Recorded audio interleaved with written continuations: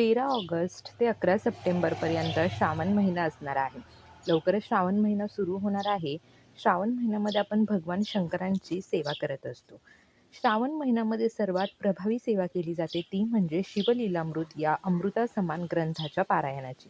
हे पारायण कसं करावं, कोणी करावं, या पारायणाचे किती आपल्याला अध्याय दररोज वाचायचे आहेत, संकल्प कसा करावा, उद्यापन कसं करावं आणि सर्व इच्छापूर्ती करण्यासाठी हे पारायण आपण कसं करू शकतो, संकट दूर होण्यासाठी हे पारायण कसं करावं, त्याबद्दल आज आपण या व्हिडिओमध्ये माहिती जाणून घेणार आहोत. त्यामुळे व्हिडिओ स्किप न करता संपूर्ण पहा. श्री स्वामी समर्थ. मी प्रियांका द ऑल कंटेंट या चॅनलमध्ये तुम्हा सर्वांचं मनापासून स्वागत करते. आपल्याला जन्म देण्याचं काम ब्रह्मदेवांनी केलेलं आहे. आपलं पालन करण्याचं काम भगवान श्रीहरी विष्णू करतात आणि आपल्याला मोक्ष हे भगवान महादेव म्हणजे देव की देव महादेव देत असतात. आपण गुरुचरित्र, स्वामीचरित्र, दुर्गा सप्तशती, नवनाथ ग्रंथाचं पारायण हे नेहमी करत असतो. पण शिवलीलामृत पारायण हे आपण फक्त श्रावण महिन्यामध्ये करतो, कारण आपल्याकडून ते होत नाही. तर श्रावण महिन्यामध्ये भगवान देव की देव महादेवांची ही प्रभावी सेवा तर आपल्याकडून झालीच पाहिजे. तुमचं कुठलंही संकट असेल, तुमची संतान प्राप्तीची इच्छा असेल, कोणतीही इच्छापूर्ती करायची असेल, कुठल्याही संसारिक अडचणींवर तुम्ही शिवलीलामृत पारायण करू शकता. शिवलीलामृतमधील प्रत्येक अध्यायाची वेगवेगळी महती आहे. शिवलीलामृतमधील 11वा अध्याय तुम्ही पठण केला तर संपूर्ण शिवलीलामृत पारायण केल्याचं पुण्यफळ प्राप्त होत असतं. त्याप्रमाणे प्रत्येक अध्यायाची एक वेगळी महती असते.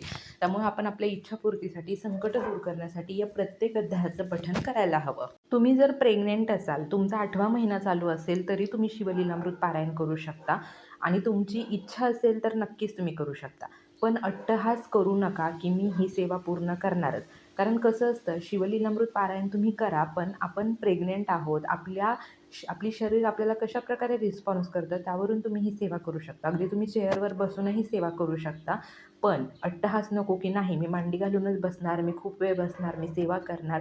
कारण आपल्यासाठी आपल्या पोटात वाढणाऱ्या बाळाची आणि आपल्याला आपल्या स्वतःची काळजी घेणं जगात खूप महत्त्वाचं आहे.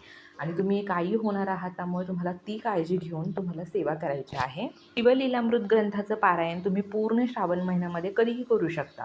तुम्ही दररोज एक अध्याय पठण करू शकता किंवा तुम्ही दररोज 2-2 अध्याय पठण करून 7 दिवसामध्ये हे पारायण पूर्ण करू शकता. शिवलीलामृत हा ग्रंथ अगदी लहानसा आहे. यामध्ये एकूण 14 अध्याय आहे. 15वा अध्याय त्याच्यात ॲड झालेला आहे, त्याचंही तुम्ही पठण करू शकता. नाही केलं तरीही चालेल. तुम्ही 3 दिवसीय शिवलीलामृत पारायणही करू शकता. पहिल्या दिवशी 5 अध्याय, दुसऱ्या दिवशी 5 अध्याय आणि तिसऱ्या दिवशी 4 अध्याय अशा प्रकारे. 1 दिवसीय तुम्हाला पारायण करायचं असेल तेही तुम्ही करू शकता. पण तुम्हाला जर शक्य असेल तर, कारण पूर्ण 14 अध्याय आपल्याला एका बैठकीत करावे लागतात, तुम्हाला शक्य असेल तर तुम्ही 1 दिवसीय पारायणही करू शकता. पारायण करताना फक्त वाचायचं म्हणून वाचायचं किंवा मी फक्त संकल्प केलाय मग तो पूर्ण करायचा असं नाही. तर प्रत्येक अध्याय वाचून त्या अध्यायातून आपल्याला काय घेण्यासारखं आहे, आपल्याला त्यातून काय मिळणार आहे, या गोष्टीचं सुद्धा आपल्याला ज्ञान असलं पाहिजे. तुम्हाला शिवलीलामृत पारायण तुम्ही कुठल्याही दिवशी सुरू करू शकता. अगदी सोमवारी, अगदी गुरुवारी, कधीही. ज्या दिवशी तुम्ही पारायण करणार आहात त्याच्या आदल्या दिवशी तुम्ही जवळपास असणाऱ्या शिवमंदिरात जा. तिथे महादेवांची विधिवत पद्धतीने पूजा करा. महादेवांना 108 बेलपत्र वाहा शक्य असेल तर. नसेल शक्य तर 11 बेलपत्र वाहा. तुम्ही संकल्प त्या ठिकाणी करून दुसऱ्या दिवशी सकाळी तुम्ही पूजा मांडणी करून तुम्ही पारायण करू शकता. शिवलीलामृत ग्रंथाचं पारायण तुम्ही दिवसभरात कधीही करू शकता. ब्रह्ममुहूर्तावर दुपारी 12 ते 12:30च्या वेळेत. पण महादेवांची सेवा करण्याचा सर्वात आपण म्हणतो ना की सुवर्ण काळ जो आहे तो प्रदोष काळ आहे. संध्याकाळी तुम्ही 4 ते 7 वाजेपर्यंत पारायण करू शकता. हा प्रदोष काळ खूप महत्त्वाचा आहे आणि यामध्ये महादेवाची केलेली कुठलीही सेवा फलित होत असते. पण तुम्ही तुमच्या टाईमनुसार दिवसभरात कधीही सेवा करू शकता. शिवलीलामृत पारायण करताना जर तुम्हाला इच्छा असेल तर तुम्ही 7 दिवसाचं पारायण करणार आहात, तुम्हाला पूजा मांडणी करायची, तुम्ही करू शकता. तुम्ही एक चौरंग ठेवा, त्या चौरंगावर पांढरं वस्त्र अंथरा, त्यावर शिवलीलामृत ग्रंथ ठेवा, महादेवाचं शिवलिंग ठेवा, त्यावरती दररोज जलाभिषेक करू शकता आणि परत तुम्ही ते शिवलिंग देवघरामध्ये ठेवलं तरीही चालेल किंवा मग तुम्ही तुमच्या देवघरासमोर बसून फक्त शिवलीलामृत हा ग्रंथ एका वस्त्रावरती ठेवला आणि तिथेच बसून तुम्ही जर पारायण केलं तरी चालेल. तुमची दररोजच्या दररोज देवपूजाही होईल, गणपती महाराजांची सेवाही होईल आणि महादेवांचं शिवलिंगावरती अभिषेकही होईल आणि तुमची सेवाही होऊन जाईल. आदल्या दिवशी तुम्ही देवाच्या मंदिरामध्ये जाणार आहात, तुम्ही विधिवत पूजा करणार आहात. जेव्हा तुम्ही पारायण करायला बसणार आहात तेव्हा तुम्ही संकल्प करा. कुठल्या कार्यसिद्धीसाठी तुम्ही शिवलीलामृत पारायण करताय त्यासाठी तुम्हाला संकल्प करायचा आहे. अशा प्रकारे तुम्हाला इच्छा असेल तर तुम्ही पूजा मांडणी करू शकता, नाही केली तरीसुद्धा चालेल. त्यानंतर संकल्प करायचा आहे. तुम्ही संकल्प करण्याच्या आधी महादेवाच्या शिवलिंगावरती ओम नमः शिवाय, ओम नमः शिवाय मंत्राचा जलाभिषेक करू शकता किंवा मग पंचामृतने अभिषेक करा, महादेवांची विधिवत पूजा करा, दिवा अगरबत्ती लावा, छान रांगोळी काढा, महादेवांना बेलपत्र वाहू शकता आणि अशा प्रकारे संकल्प करून तुम्हाला पारायणाला सुरुवात करायची आहे. श्रावण महिना म्हटलं की आपण मांसाहार पूर्णपणे वर्ज करतो.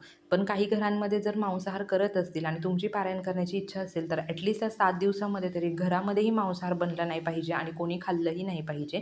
पण श्रावण महिन्यामध्ये काय नियम पाळायचे तर तुम्हाला पूर्ण श्रावण महिना मांसाहार पूर्ण वर्ज करायचा आहे. कांदा, लसूण वर्ज करायचा आहे. त्याचप्रमाणे परान्न तुम्हाला खायचं नाही आहे. तुम्ही माहेरचं खाऊ शकता पण इतर कुठल्याही ठिकाणचं बाहेरून काहीतरी आणून असं तुम्हाला खायचं नाही आहे. शिवलीलामृत पारायण करताना तुम्हाला पूर्ण ब्रह्मचार्याचं पालन करायचं आहे. तुम्हाला गोधडी वगैरे किंवा बेडवरती झोपायचं नाही आहे. तुम्ही खाली सतरंजी टाका, ब्लँकेट टाका किंवा मग बेडशीट टाकून त्याच्यावरती झोपू शकता. तुम्ही दिवाणवरही झोपू शकता. फक्त गादी न टाकता त्याच्यावरती तुम्ही एखादी ब्लँकेट किंवा मग बेडशीट वगैरे टाकून त्यावर झोपू शकता. शिवलीलामृत पारायण करताना किंवा श्रावण महिन्यामध्ये तुम्ही साबुदाणा, भगर, शेंगदाणे सगळं खाऊ शकता. फक्त तुम्हाला कांदा, लसूण असलेले पदार्थ खायचे नाही आहेत कारण तो तामसिक पदार्थ आहे. अशा प्रकारे नियमांचं पालन करून तुम्ही शिवलीलामृत हे पारायण करू शकतो. आता या शिवलीलामृत पारायणाचं उद्यापन कसं करावं? ज्या दिवशी तुमचं पारायण पूर्ण होईल महादेवाच्या मंदिरामध्ये जा. तिथे तुम्ही 1.25 किलो तांदूळ न्यायचे आहेत आणि एक पांढरं वस्त्र तुम्हाला घ्यायचं आहे. आता 1.25 किलो तांदूळ ते तुम्ही कसलेही घेऊ शकता, कोणत्याही ब्रँडचे घेऊ शकता. ते तुम्हाला त्या ठिकाणी मंदिरामध्ये शिवलिंगापाशी तांदूळ आणि ते वस्त्र अर्पण करायचं आहे किंवा तिथे असणाऱ्या गुरुजींना तुम्ही देऊ शकता किंवा एखाद्या गरजू व्यक्तीला तुम्ही ते दान करू शकता. अगदी साध्या सोप्या पद्धतीने या पारायणाचं उद्यापन तुम्ही करू शकता. तुमची इच्छा असेल तर तुम्ही कोरडा शिधा देऊ शकता, तुम्ही दक्षिणा देऊ शकता. घरामध्ये तुम्ही भात तयार करा आणि दही भाताचा नैवेद्य महादेवांना अर्पण करा. तो महादेवांना अतिशय प्रिय आहे किंवा मग तुम्ही चुरम्याचे लाडू बनवू शकता. अशा प्रकारे साध्या सोप्या पद्धतीने तुम्हाला या पारायणाचं उद्यापन करायचं आहे.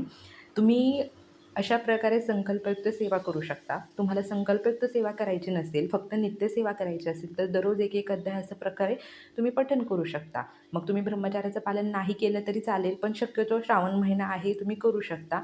कांदा, लसूण तुम्हाला इच्छा असेल तुम्ही नित्यसेवेमध्ये वर्ज करू शकता किंवा नाही केलात तरी चालेल. लीलामृत पारायण करताना तुमच्या मासिक पाळीची तारीख लक्षात घेऊनच पारायण करा. कारण एकदा पारायण करायला घेतल्यानंतर आपण जेवढ्या दिवसाची सेवा करणार आहे ती निर्विघ्नपणे पूर्ण झाली पाहिजे. त्यामुळे मासिक पाळी झाल्यानंतर सेवा करा किंवा मासिक पाळी यायला टाईम असेल तर त्याच्या आधी सेवा करून घ्या. तर अशा प्रकारे शिवलीलामृत पारायण कसं करावं, किती दिवसांमध्ये करावं, कशाप्रकारे ते अध्याय वाचावे, या पारायणाचे नियम काय आहेत, त्याचप्रमाणे उद्यापन कसं करावं, संपूर्ण माहिती या व्हिडिओमध्ये तुम्हाला भेटलेली आहे. माहिती आवडली असेल तर व्हिडिओला लाईक करा, कमेंट बॉक्समध्ये ओम नमः शिवाय किंवा हर हर महादेव लिहायला विसरू नका. Shri Swami Samarth. Bless you all.